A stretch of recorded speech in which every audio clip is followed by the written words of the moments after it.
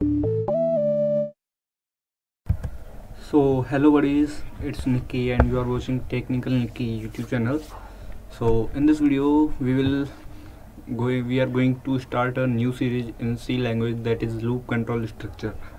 So in this in this series we will learn about the for loop, while loop, do while loop, and the break statement and the continue statement. Okay, so let's start it without wasting any time. So in this video we will discuss about the second one, while loop. Okay, and the next topic upcoming videos we will discuss about the all topics. So while loop. Okay, so in programming, want to do something in a fixed number of time, then you can use while loop. It means if you want to make a loop in a fixed time, if you want to loop any number in the fixed time, then you can use while loop.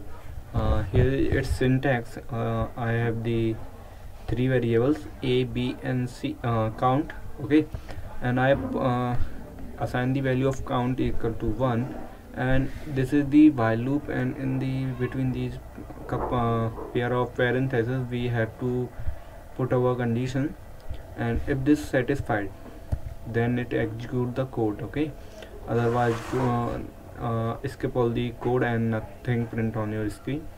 And count, and I have here put the statement c, count equal to count plus 1.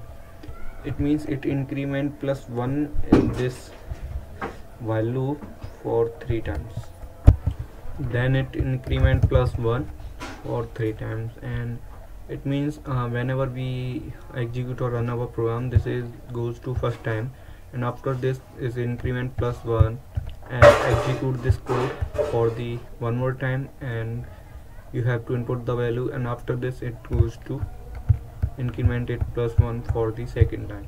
It means first is your run time, and after this increment second time, and this increment third time. So it do this condition as count equal to count plus 1 for the 3 times. Okay, so let's learn about it more in the program. So let's jump to the Visual Studio Code. So here you can see I have a program that is used to for the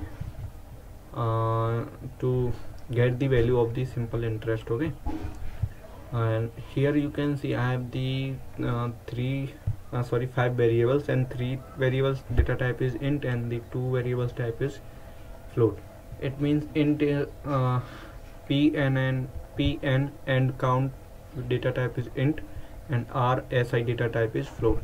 So here you can see I have put the assign the value of count equal to 1, and here is the condition while count is greater than or less than or equal to 2. Okay, if this condition is satisfied. Okay, wait, after this this program works on this flowchart. Start, our program start from here, then count it, check this value, and if this condition is true, okay, if true, then it go down and input p and r value, and this will execute or solve this equation or calculation for the next step. Then it print the si, it means simple interest, and this goes to count equal to count plus 1. It means it incremented plus 1 for the 3 times, as I told you. And after this this is the first execution time. It's coming from the up to down.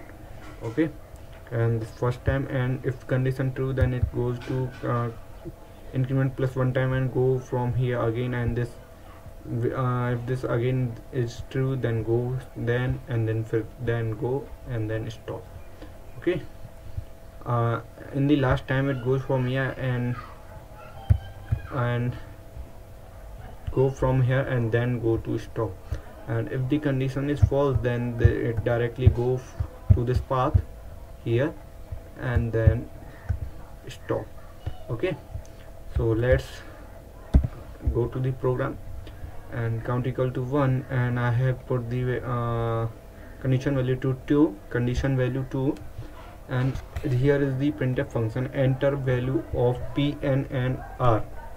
We will input the value for these three variables in one time, okay, and then it scan these all the value. Our r variable is belongs to float data type, so I have used here %tf, okay, and then it ampersand p, ampersand n, and ampersand r.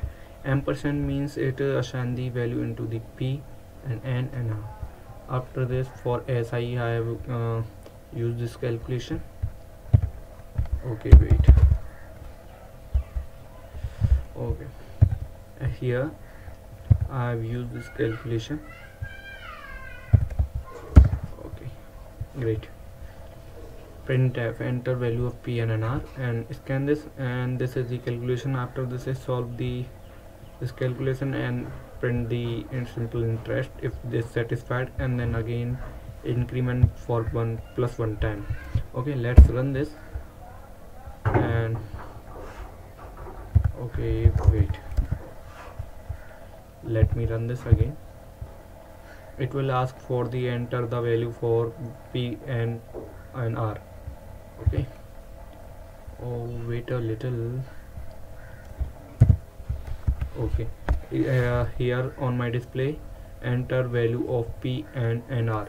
So I'm going to enter 10 and then 10 and then 10, and the simple interest equal to rs10. So how it comes, let's solve this.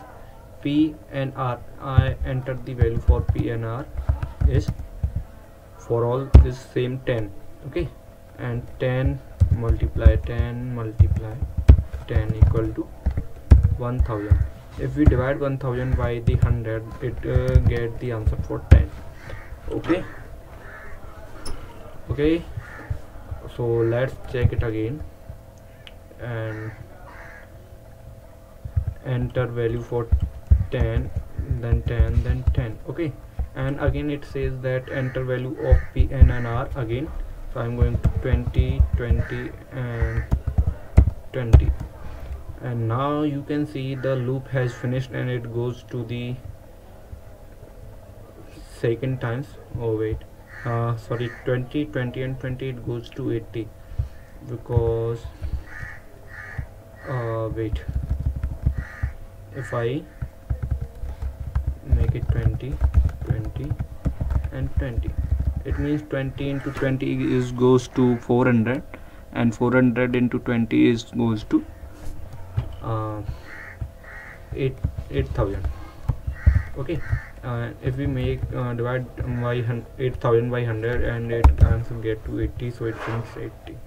Okay, and it says that prints value again, and I'm going to 5 and 5 and 5. Okay, and here it show this value because 5 into 5 25, and 25 into 5 125 divided by 100, then it prints this value. And wait,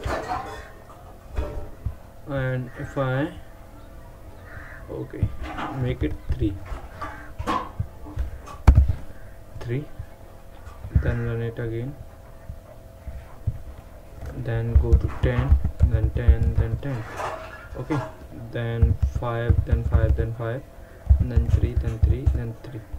So after this you can see dot 0 minus 0. Wait, something wrong with this. P, n and r and 2. Okay, everything is right.